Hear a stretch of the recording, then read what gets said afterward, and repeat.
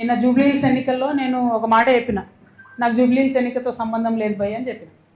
సరే అయినా సరే ఒక 15 మంది ఇండిపెండెంట్లు వచ్చి నా దగ్గరికి, అక్క ఇట్లా మేము విత్డ్రా చేసుకుంటాము, ఎవరికి సపోర్ట్ చేయమంటారని అడిగారు. నేనన్నా నాకు సంబంధం లేదు భయ్ జూబ్లీహిల్స్ ఎన్నిక, మీరు ఎవరి దగ్గరికి పోండి అని చెప్పి వాళ్ళు సక్క హరీష్ అన్న దగ్గర పోయారు.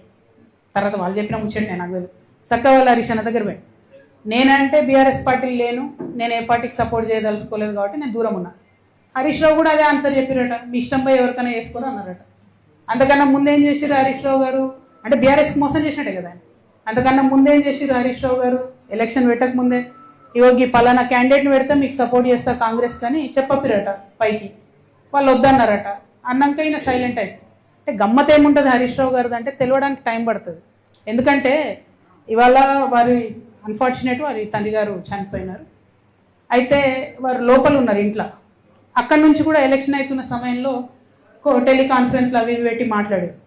అప్పుడు హరీష్ రావు గారి భజన పరులంతా ఏం బిల్డప్ ఇచ్చిరు, హరీష్ అన్న ఇంత కష్టంలో కూడా పార్టీ కోసం నిలబడి టెలికాన్ఫరెన్స్ పెడుతురు అన్నారు. రిజల్ట్ ఉల్టాయే వరకు ఏం భజన మొదలుపెట్టింది నిన్నటి నుంచి.